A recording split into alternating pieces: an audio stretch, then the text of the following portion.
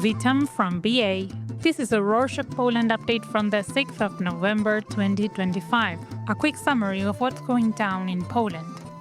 Let's kick off with updates on the energy industry. On Friday, the 31st of October, Poland's National Center for Nuclear Research, or NCBJ, teamed up with the U.S. nuclear power company Westinghouse to strengthen the country's nuclear energy program. They'll work together on research, training, and other nuclear projects. Miłosz Motyka, the energy minister, said it's an investment for the future and that Poland wants to become a European leader in nuclear technologies. Jakub Kuperki, the NCBJ director, said that combining local research with Westinghouse's global experience will speed up Poland's nuclear plans. The partnership will focus on advanced reactors, including small modular reactors, as well as safety, operations, and new testing facilities. The NCBJ runs Maria, Poland's only research reactor, mainly used for medical isotopes.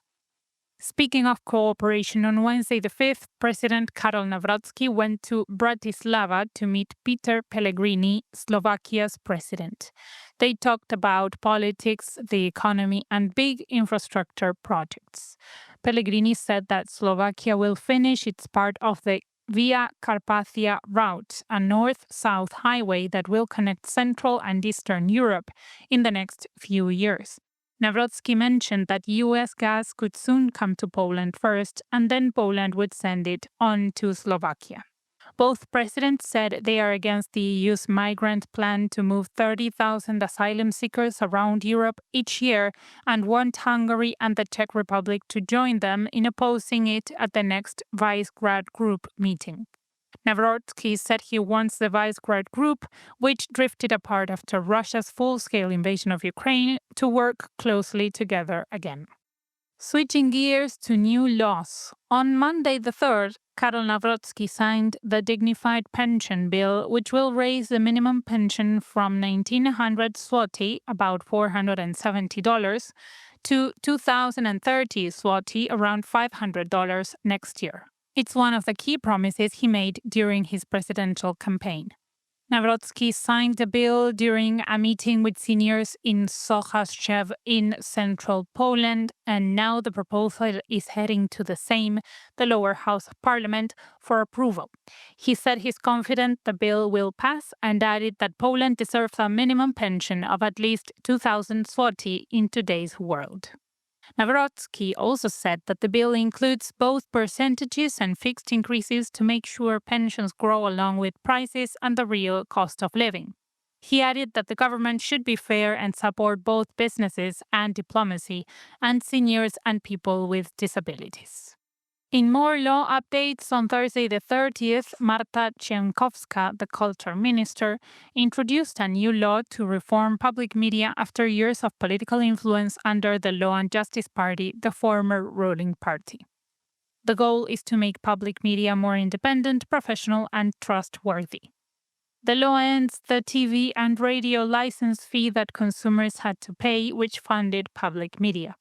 The new system will see the state budget funding public media with 2.5 billion zloty, around $500 million, adjusted for inflation. Oversight will shift from the National Media Council to the National Broadcasting Council. Anyone running public media will need real experience in media or culture and no political ties for several years. Appointments will go through public hearings with NGOs, labor organizations that represent media workers, and employers' organizations. Public media boards will have single-person management for 5-year terms, while National Broadcasting Council members serve 6-year terms with partial rotation every 2 years. The following day, Friday the 31st, hackers hit SuperGrosz, Poland's online loan service, affecting around 10,000 users. In the first cyber attack, someone gained remote access to part of SuperGrosz's customer database using a custom program. Following that, hackers hit the travel agency Ithaca and the Blik payment system, stealing names, emails, PESEL numbers, addresses, income information, bank details, and ID data. Krzysztof Kawkowski, the deputy prime minister, said hackers are targeting Poland more than other EU countries because its online services are growing, where there's a lot of valuable personal and financial data, and security isn't always very strong. He asked affected users to monitor their data, change passwords, enable two-factor authentication, and lock their PESEL in the Mobywatel app, Poland's official app for managing personal data. Speaking of cyber attacks, on Thursday the 30th, hackers hit Polish ice cream chain Grycian's online store. The company says they fixed the problem and the store is safe again. The hackers may have leaked customers' names, emails, addresses, billing info, and encrypted passwords, but no financial data like card numbers or bank accounts got out. Only customers with online accounts were affected, while guests who checked out without an account stayed safe. Grycian reached out to affected customers, told them what they should do, and reported the attack to the Polish Data Protection Authority.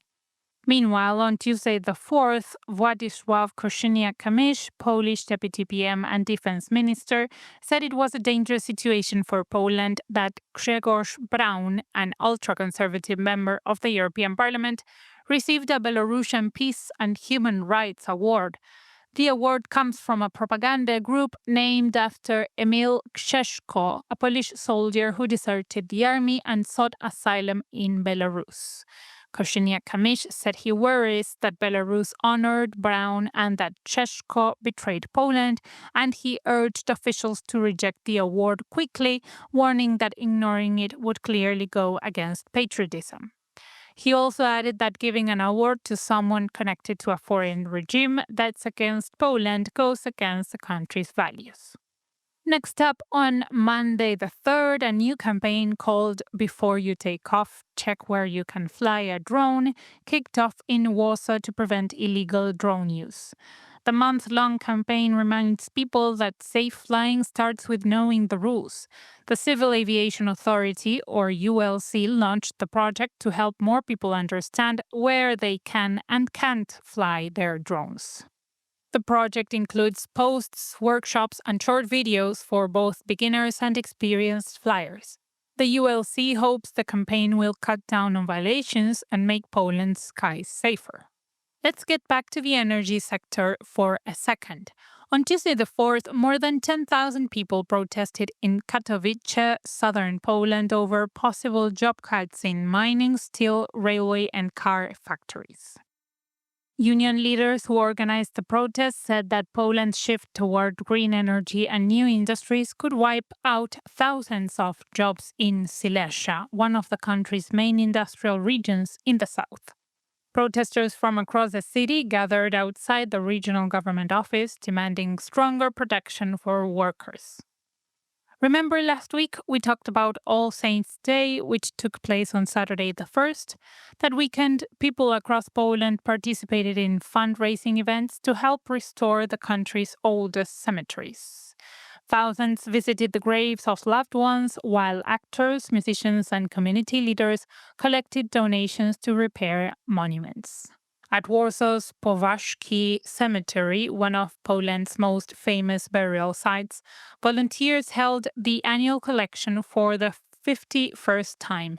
In previous collections, they raised funds that have already restored about 1,700 old gravestones. Similar charity events took place in some other cities, including Kraków in the south and Łódź in central Poland, often combined with concerts and local cleanup events. And to close this edition on Wednesday the 5th, journalist Olena Bawakowa published an essay in the Polish progressive online magazine, Political Criticism, about the rise in Polish-Ukrainian marriages and what these numbers really say about relations between the two nations. She wrote that the number of Polish-Ukrainian marriages is much smaller compared to the number of Ukrainians living in Poland, so it doesn't show any major change in relations. She also noted that most mixed marriages are between Polish men and Ukrainian women, which doesn't confirm those stereotypes that Ukrainian women marry Polish men for a passport or that Polish men intentionally look for traditional wives from the East. And that's it for this week. Thank you for joining us. We have some new t-shirts coming out soon, just in time for Christmas. Stay tuned. Do zobaczenia.